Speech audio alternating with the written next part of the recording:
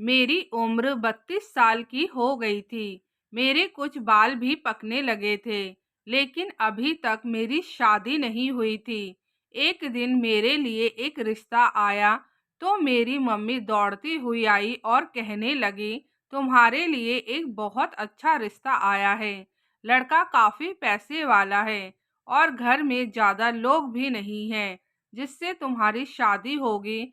बस वह लड़का और उनके पिताजी हैं, जिनकी उम्र लगभग 60 साल की है।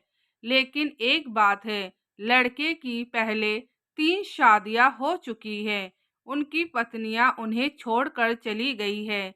उनका कहना है कि उनके ससुर उनके साथ बदतमीजी करते हैं। मेरी मम्मी की ऐसी बातें सुनकर मेरी आंखें बड़ी बड़ी हो गई। मैं सोच रही थी, आखिर मेरी मम्मी ऐसी बातें कर भी कैसे सकती है। एक ऐसे लड़के के साथ मेरी शादी करवाना चाहती है, जिसकी पहले 3 शादियां हो चुकी है और उनकी पत्नियों ने अपने ससुर के ऊपर दोष लगाया है। इससे पहले मैं कुछ कह सकती, उससे पहले ही मेरी मम्मी ने कह दिया, इस रिश्ते से ना करने की सोचना भी मत, क्योंकि तुम्हारी उम्र भी बढ़ती जा रही है और ऐसा रिश्ता फिर दोबारा नहीं मिलेगा। कल लड़के वाले मिलने आ रहे हैं। उन लोगों के सामने तुम अपनी जुबान बंद रखना। अपनी मम्मी की बात सुनकर मैं अपने कमरे के अंदर चली गई। कल लड़के वाले मुझे देखने आए। लड़के की उम्र लगभग 35 साल की थी, लेकिन उसके पापा कहीं से भी 60 साल के नहीं लग रहे थे। उनकी उम्र ज्यादा से ज्यादा 50 साल की लग रही थी। एकदम ऊंचे लंबे हट्टे कट्टे लग रहे थे। चेहरे में एक अलग ही चमक थी। लड़के से ज्यादा तो उसके पापा हैंडसम लग रहे थे। मैं सोचने लगी, यह तो कहीं से भी बूढ़े नहीं लग रहे हैं, बल्कि लड़के के बड़े भाई लग रहे हैं। दोनों कहीं से भी बाप बेटे नहीं लग रहे थे। ऐसा लग रहा था दोनों भाई हो।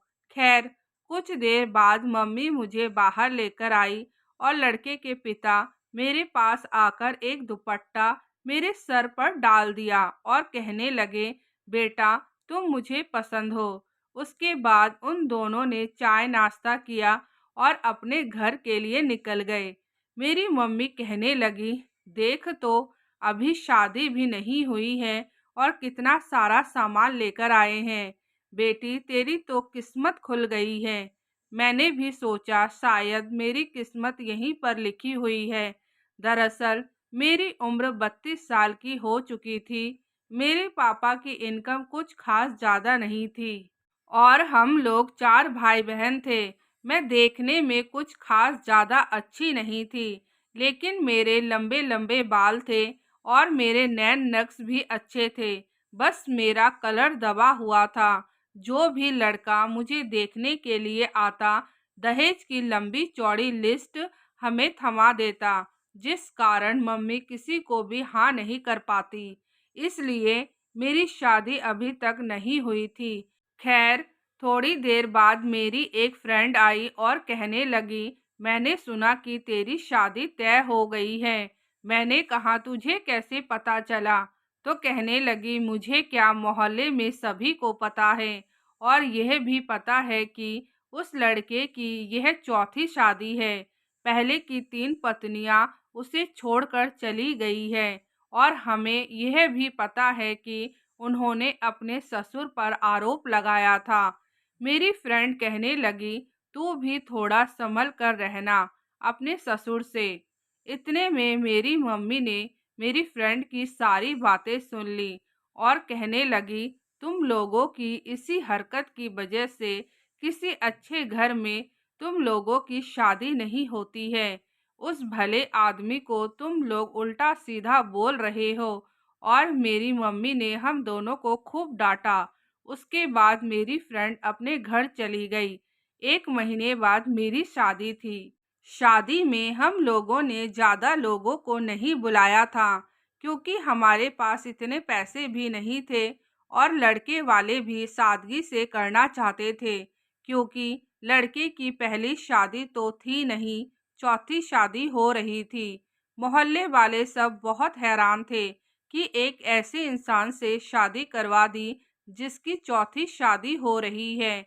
शादी के बाद मैं विदा होकर अपने ससुराल चली गई। मेरे ससुराल का घर बहुत बड़ा था। आज हम दोनों की सुहागरात थी। मेरे मन में भी कई सवाल उठ रहे थे। थोड़ी ही देर बाद मेरा पति कमरे के अंदर आ गया और मेरा घूंघट उठाया। उसके बाद उसने मेरे हाथों में एक हीरे की अंगूठी पहना दी जो काफी खूबसूरत थी और बहुत बड़ी थी। मैंने अपने पति को धन्यवाद किया। इतने में मेरे पति कहने लगे, देखो, तुम्हें मेरे साथ साथ मेरे पापा को भी खुश रखना पड़ेगा, क्योंकि पापा का हमारे अलावा इस दुनिया में और कोई नहीं है और मेरे पापा एक बहुत भले इंसान हैं। मेरी पहले की 3 पत्नियों ने यही गलती करी थी। मेरे पापा के ऊपर आरोप लगाया था क्योंकि वह अच्छी नहीं थी। मेरी पहले की 3 पत्नियों की तरह तुम गलती मत करना। मेरे पापा के साथ अच्छा सलूक करना, जिससे मैं भी खुश रहूंगा। मैं बिल्कुल चुप थी। मैं अपने पति की सारी बातें सुन रही थी। इतने में एकदम से मेरे ससुर अंदर आ गए और मेरे पति खड़े हो गए। मेरे ससुर के हाथ में 2 गिलास थे। मेरे ससुर ने एक गिलास मेरे पति को दिया और एक गिलास मुझे दे दिया और कहने लगे, तुम लोगों को इस दूध की बहुत ज़रूरत है, इसे ज़रूर पी लेना। मेरे ससुर की इस हरकत को देखकर मुझे बहुत हैरानी हो रही थी, लेकिन मेरे पति को कोई फर्क नहीं पड़ रहा था। उसके बाद मेरे ससुर चले गए। मेरे पति ने दरवाजा बंद कर लिया। उसके बाद मेरे पति नजदीक आए और मुझे अपनी बाहों में भर लिया। उस रात मेरे पति ने पूरी रात मुझे बहुत प्यार दिया। मैं तो यह सोच रही थी, इतना प्यार करने वाले पति को भला कैसे कोई छोड़कर चला जा सकता है। उसके बाद कब रात बीत गई हमें पता ही नहीं चला। मैं अभी नींद में ही थी। मुझे दरवाजा खोलने की आवाज़ आई। एकदम से उठकर बैठ गई। मैंने सामने देखा, मेरे ससुर सामने खड़े थे और उनके हाथ में कुछ सामान था। मेरे कपड़े इधर उधर पड़े थे। मैंने जल्दी से बेडशीट उठाया और अपने ऊपर ओढ़ लिया। मेरे कपड़े अस्त व्यस्त थे। मुझे बहुत हैरानी हो रही थी। उनको तो पता था कि हमारी सुहागरात थी, फिर ऐसे कैसे हमारे कमरे में आ सकते हैं। खैर, मैं चुप थी। मेरे पति भी बाथरूम से बाहर आ गए और कहने लगे, पिताजी आप? तो मेरे ससुर कहने लगे, हाँ, मैं बहू को कुछ सामान देने के लिए आया था। मेरे ससुर ने मुझे एक बहुत कीमती साड़ी और कुछ जेवर दिए और मुझे कहा कि आज के दिन तुम यही सब पहनना। मैंने हाँ में सर हिला दिया। उसके बाद मेरे ससुर चले गए। मेरे पति यह सब देखकर खुश हुए। कहने लगे, ऐसे ही तुम मेरे पिताजी की सब बातें सुना करो, जिससे मेरे पिताजी खुश रहेंगे। उनको शिकायत का कोई मौका मत देना। देखते ही देखते मेरी शादी को 15 दिन गुजर गए। मेरे ससुर अक्सर मेरे आसपास रहने की कोशिश करते थे, मुझे छूने की कोशिश करते थे। मुझे बिल्कुल भी अच्छा नहीं लगता था, लेकिन मैं अपने पति को भी नहीं कह सकती थी, क्योंकि इससे उनको बहुत बुरा लगता। कहते, मेरी पिछली 3 पत्नियों की तरह तुम भी ऐसी ही कर रही हो, क्योंकि उन्होंने पहले ही मुझे सब कुछ बता दिया था। एक दिन मेरे पति काफ़ी लेट हो गए थे। मेरा पति अपना बिजनेस करता था। रात के 11 बज चुके थे, लेकिन अभी तक मेरे पति आए नहीं थे। मेरे ससुर अपने कमरे में थे। मुझे उनके कमरे से कुछ आवाज़ आ रही थी। मैं कमरे के पास गई और दरवाज़ा खटखटाया। मेरे ससुर ने दरवाज़ा नहीं खोला। मैंने खिड़की से देखने की कोशिश करी तो मुझे एक औरत दिखाई दी जो लाल कलर की साड़ी पहनकर बैठी हुई थी, लेकिन आसपास मेरे ससुर नहीं दिखाई दे रहे थे।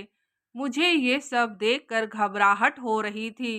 इतने में मेरे पति के आने की आवाज़ आई तो मैं कमरे से दूर हो गई। मेरे पति ने कहा, खाना लगा दो, बहुत भूख लग रही है।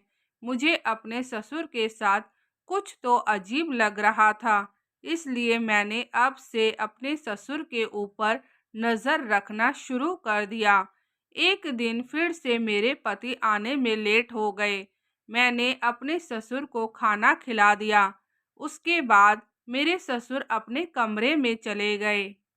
थोड़ी देर बाद उनके कमरे से रोने की आवाज़ आने लगी। मैं उनके कमरे के खिड़की के पास गई तो देखा एक औरत साड़ी पहनकर बैठी है और रो भी रही थी। मुझे बहुत डर लग रहा था, लेकिन मैं हिम्मत करके खिड़की खोलकर कमरे के अंदर कूद गई। इतने में मेरे पति भी आ गए। साड़ी में और कोई नहीं, मेरे ससुर थे। इतने में मेरे पति भी कमरा खोलकर अंदर आ गए। हम दोनों को देखकर मेरे ससुर बेहोश हो गए। मेरे पति मेरे ससुर को अस्पताल लेकर गए। मेरे पति ने मुझे बताया, मेरे पापा को एक सदमा लगा है, जिस कारण वह ऐसा करते हैं। हम दो भाई बहन थे। जिस दिन मेरी बहन की शादी थी, उसी दिन कुछ डाकू हमारे गांव में घुस गए और उनमें से दो डाकू मेरे बहन के कमरे के अंदर घुस गए। मेरे पापा और मम्मी को बांध दिया और मेरे पापा मम्मी के सामने ही बहन के साथ बहुत गलत किया। डाकुओं के जाने के बाद मेरी बहन और मेरी मम्मी यह सदमा बर्दाश्त नहीं कर पाई, जिस कारण उन लोगों ने अपनी जान ले ली।